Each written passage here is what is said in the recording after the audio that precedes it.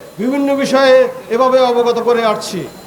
আমরা বৈষম্য বিরোধী আন্দোলনে এই জায়গাতেই আমরা ছাত্রদের সাথে একাত্মতা প্রকাশ করেছি, আমরা অবস্থান গ্রহণ করেছি। এখানে আমাদের সাংবাদিক ভাইয়েরা টিয়ার গ্যাস, গুলি, কাঁদানো গ্যাস এসবের ভিতরেও এখানে অবস্থান করেছে এবং দেশকে স্বৈরাচার মুক্ত করার জন্য আন্দোলন সংগ্রাম করে গেছে।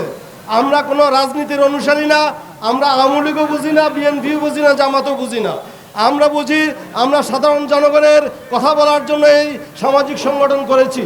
যেখানেই আমাদের সাধারণ জনগণের সমস্যা সৃষ্টি হবে, যেখানেই আমাদের সাধারণ জনগণের ভোগান্তি সৃষ্টি হবে, জীবন কষ্টকর হবে, সেখানেই আমরা কথা বলে থাকি।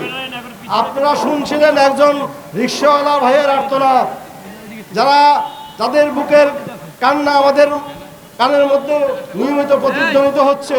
আমাদের এই আন্দোলনে, ছাত্র জনতার আন্দোলনে আমাদের রিকশাওয়ালা ভাইয়েরাও অংশগ্রহণ করেছে, সাধারণ জনগণ অংশগ্রহণ করেছে। একজন পিঠা বিক্রেতা, রাস্তার একজন ভিক্ষুকও আমি দেখেছি এই আন্দোলনে অংশগ্রহণ করেছে।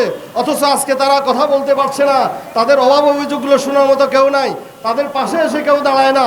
তাদের কথাগুলো শোনার জন্য আমরা মাননীয় আমাদের রাষ্ট্র উপদেষ্টা, তত্ত্বাবধায়ক সরকারের প্রধান উপদেষ্টা, বিশ্ববরেণ্য সম্মানিত ব্যক্তি ডক্টর ইউনূস সাহেবকে আমি অনুরোধ করব, আহ্বান জানাবো, জনগণের প্রায়োরিটিকে তৃণমূল পর্যায়ের যারা হতদরিদ্র বুখানাঙ্গা মানুষ, যারা খেয়ে না খেয়ে এই দেশকে ভালোবেসে এই আন্দোলনে অংশগ্রহণ করেছে, তাদের প্রায়োরিটি দিয়ে তাদের সমস্যাগুলো আগে দেখেন। যারা এসি রুমের ভিতরে গত 50 বছরে থেকে রাজনীতি করেছেন, জনগণের কথা বলে রাজনীতি করেছেন, জনগণকে ধোঁকা দিয়েছেন। গত 50 বছরে আমরা একটি রাজনৈতিক দলও খুঁজে পাইনি যারা জনগণের কল্যাণে কাজ করেছে। গত 50 বছরের ইতিহাস যদি আমরা খুঁজে দেখি, প্রত্যেকটি রাজনীতিবিদ জিরো থেকে হিরো হয়েছেন, কোটি কোটি টাকার মালিক হয়েছেন, অথচ তারা মুখে মুখে জনসম্মুখে সভা সমাবেশে মিছিল মিটিংয়ে জনগণের কথাই বলতেন। প্রকারান্তরে তারা তাদের আখের গুছিয়ে বিদেশে পাড়ি জমিয়েছেন। প্রত্যেকটি রাজনৈতিক দলের আমরা যদি নেতাকর্মীদেরকে গবেষণা করি তাহলে আমরা এই চিত্রই খুঁজে পাবো। আমরা ভবিষ্যৎ বাংলাদেশের রাজনীতিবিদদেরকে হুঁশিয়ার করে দিতে চাই, যারা এই জনগণের বৈষম্য দূরীকরণের জন্য রাজনীতির কথা বলে, জনগণের কল্যাণের কথা বলে নিজেদের পকেট ভারী করেন, সহায় সম্পদ বিদেশে রপ্তানি করেন, বিদেশে বিভিন্ন ব্যাংকে জমা রাখেন, তাদেরকে আমরা হুঁশিয়ারি করে দিতে চাই। জনগণ আজকে ঐক্যবদ্ধ হয়েছে, আজকে রিকশাওয়ালা ভাইয়েরা ঐক্যবদ্ধ হয়েছে, গার্মেন্টস শ্রমিক ভাইয়েরা ঐক্যবদ্ধ হয়েছে।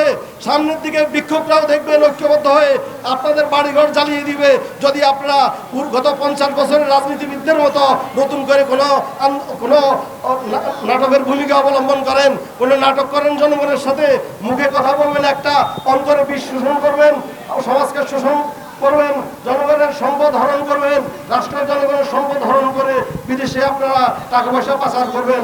আমরা সে সমস্ত বিষয়ে আরো কঠোর ভূমিকা অবলম্বন করব। পাড়ায় মহল্লায় প্রত্যেকটা ইউনিয়নে আপনারা জাতীয় মেধার প্রতিরোধ ফাউন্ডেশনের সাথে সম্পৃক্ত হবেন, কমিটি গঠন করবেন। যেখানে দুর্নীতি দেখবেন সেখানে প্রতিরোধ করবেন, সেখানেই আপনারা সংঘবদ্ধভাবে সেখানে যাবেন এবং সেখানে অন্যায়ের বিরুদ্ধে প্রতিবাদ করবেন।